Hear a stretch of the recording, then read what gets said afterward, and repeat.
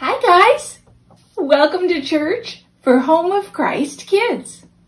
And welcome to our summer session. Incoming! Whoa, looks like we're in an epic water balloon fight. Don't worry though, I know how we can avoid getting drenched. The rules are simple. I'll give you the name of a Bible character. Then, I'll show you 3 water balloons with facts about that Bible character. 2 of these facts will be false, but 1 will be true. The water balloon that's true is also the one that's about to come flying right at you. All you have to do to avoid it, though, is hold up the number of fingers for the water balloon that's telling the truth. 1, 2, or 3. If you get it right, you're still in the game. If not, you can keep playing, but please take a seat. Easy enough, right? Great! Everybody on your feet, because here come the first 3 balloons! Our first Bible character is Eve. Which of these is true about Eve? 1. Eve built the ark. 2. Eve was the first woman. 3. Eve isn't in the Bible. Remember, hold up 1, 2, or 3 fingers based on which water balloon you think is correct.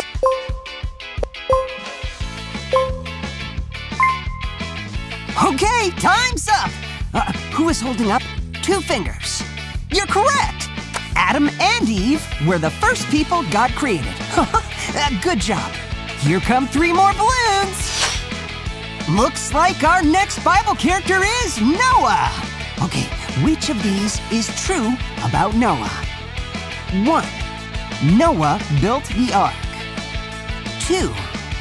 Noah built the temple. 3. Noah built the pyramids. Remember, hold up 1, 2, or 3 fingers based on which water balloon you think has the right answer.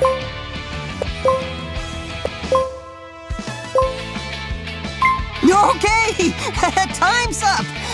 Who said Noah built the ark? You're correct. Nice work. But the water balloons are still flying. Let's check out our next Bible character. Oh, looks like it is Samson. Which of these is true about Samson? 1. Samson was a king. 2. Samson was a prophet. 3. Samson was a judge. Oh, what do you think? Which balloon is correct? 1, 2, or 3? Whoa, okay, time's up! That was a tough one! Who is holding up 3 fingers? You're correct! Samson's story is found in the book of Judges. Good job! Oh, let's take a look at these next 3 balloons! Ooh, looks like our next Bible character is David. Which of these is true about David? 1. David was the first king of Israel. 2. David was the second king of Israel. 3. David was the third king of Israel. Hold up 1, 2, or 3 fingers based on which water balloon you think has the right answer.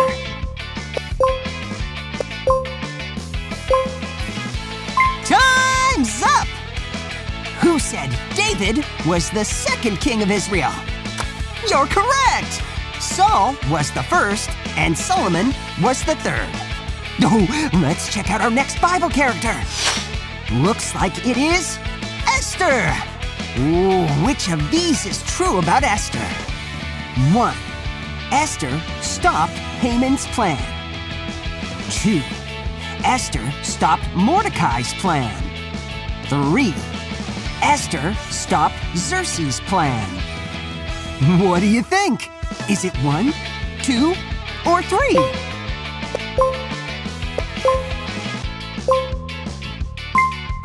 Okay, time's up! Who remembered that God used Esther to stop Haman's plan? Well done! It looks like we've only got 1 more round to go. Our final Bible character is Jonah. Which of these is true about Jonah? 1. Jonah was told to go to Jerusalem. 2. Jonah was told to go to Tarshish. 3. Jonah was told to go to Nineveh. Hold up 1, 2, or 3 fingers based on which water balloon you think has the right answer.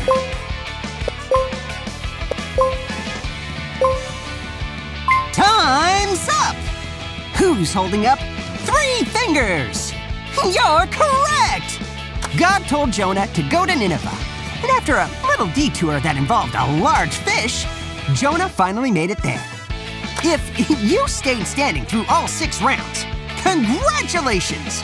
You really know your Bible characters. I, however, need to go find my beach towel because I'm soaked.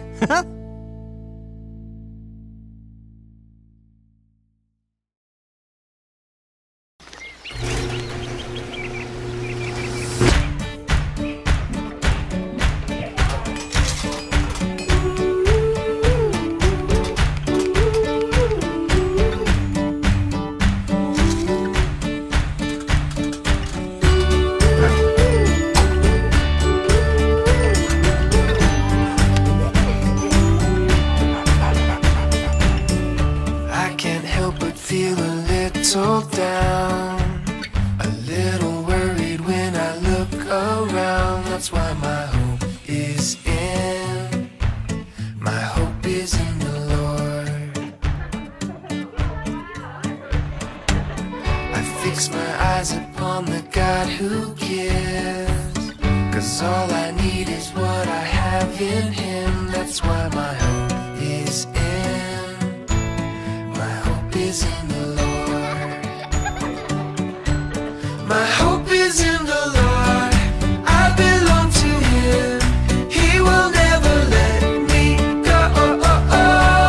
My hope is in the Lord, I can count on Him. My hope is in the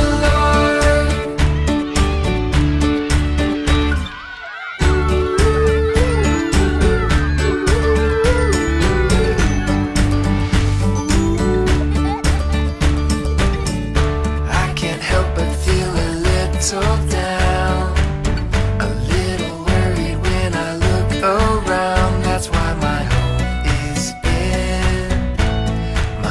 is in the Lord.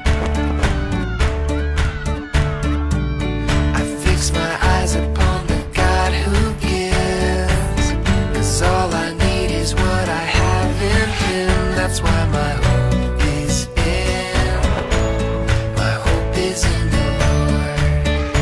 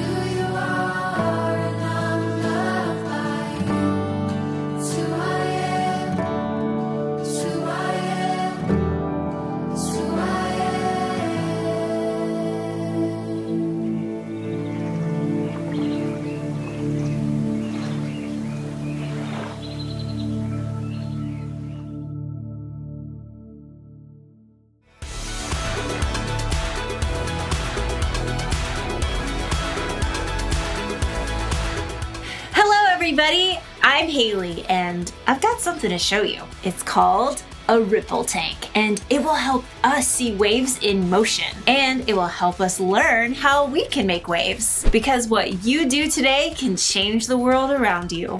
I always thought you needed something like an ocean to make a wave, but that's not the case. A wave can start with something small like love. When you show love to someone, it starts a wave of love that spreads out to more and more people. It's what you might call the ripple effect. You might not have seen the ripples in that shot, so let's see it again in slow motion. See how the ripples got bigger and bigger? That's what happens when you show love. And that's not the only wave you can make in the world. You can make waves of peace, waves of joy, waves of patience. Oh, sorry. No, come on. I am so sorry. Lost my temper a little there. Well, maybe more than a little. Guess I didn't make a wave of patience, huh?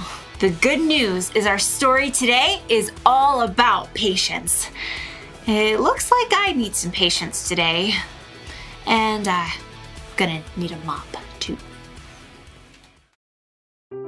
The Bible. It's 66 books of history, stories, letters, and poetry that fit together to form God's one big story. The epic adventure of how He created us and loves us so much that He made a way to rescue us. As we travel through the Bible, from Genesis to Revelation, we discover people who met God and found their lives changed forever.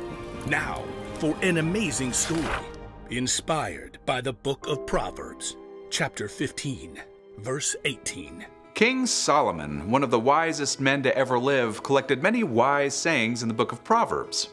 Chapter 15, verse 8 tells us, "A person with a bad temper stirs up conflict, but a person who is patient calms things down." Let's see how this truth might play out in our lives today.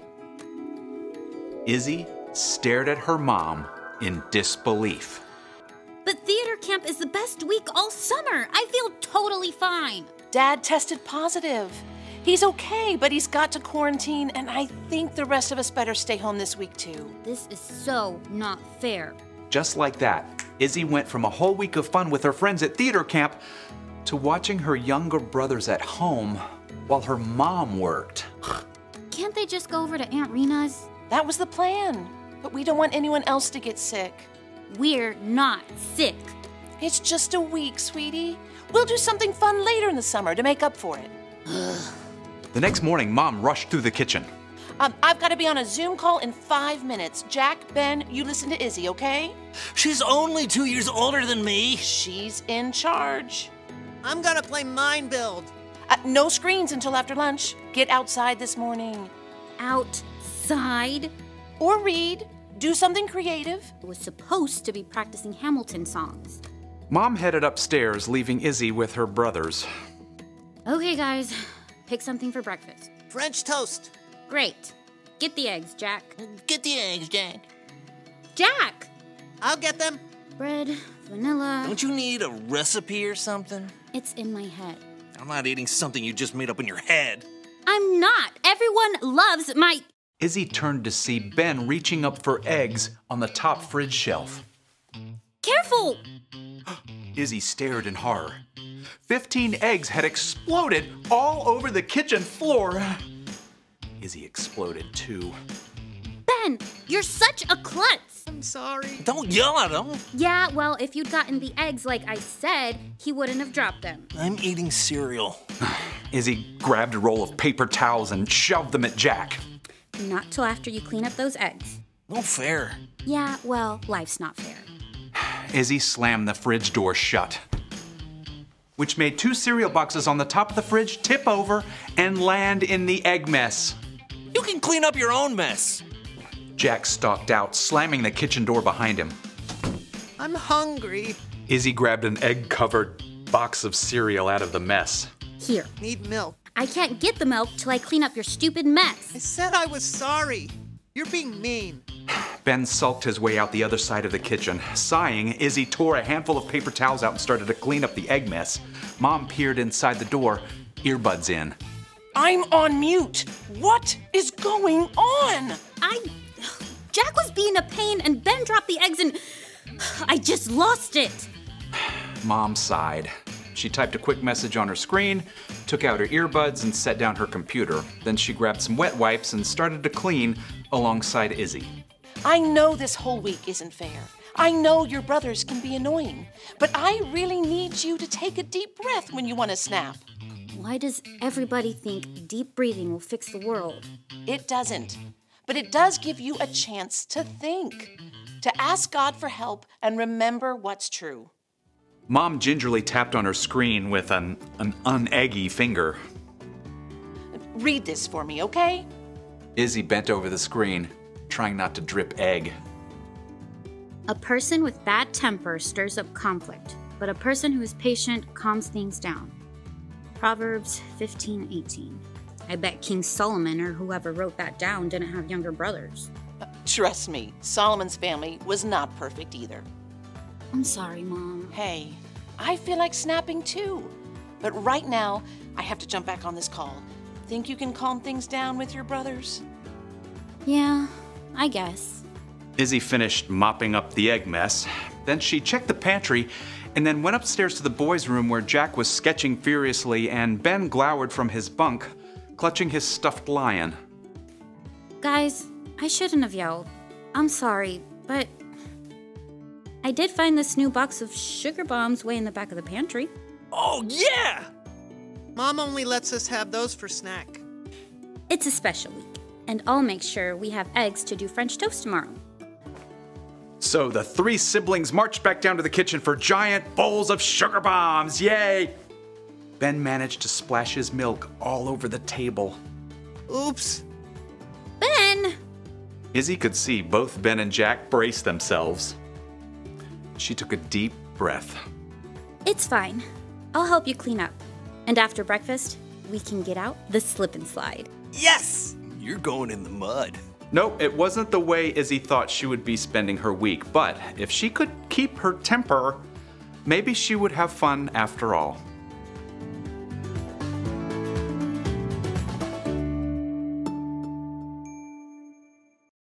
One of the Proverbs of Solomon is this: a person with a bad temper stirs up conflict, but a person who is patient calms things down. So, what kind of things make you impatient? Do you get angry at other people when they don't act the way you think they should? Or when they get in your space or mess with your stuff? Do you get angry when things happen beyond your control, like accidents or sicknesses or bad weather? Maybe you get angry at yourself when you mess up. There are a lot of things that can make us impatient. We want to make waves, right? Start a ripple effect. But when you're not patient, you can make a wave too. More like a tsunami. Yeah.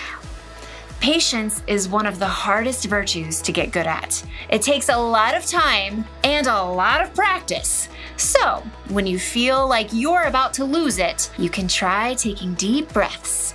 Or you can count to 10 or 20 or however long it takes. Or you can talk to God. When you put your trust in Jesus, the Holy Spirit can help you show patience. When you learn patience, you can go from someone who makes a mess to someone who calms things down. The one thing to remember today is this: be patient with each other. Everyone you see has their own struggles with impatience, so help each other out. And when you do mess up and lose your patience, take the time to make things right.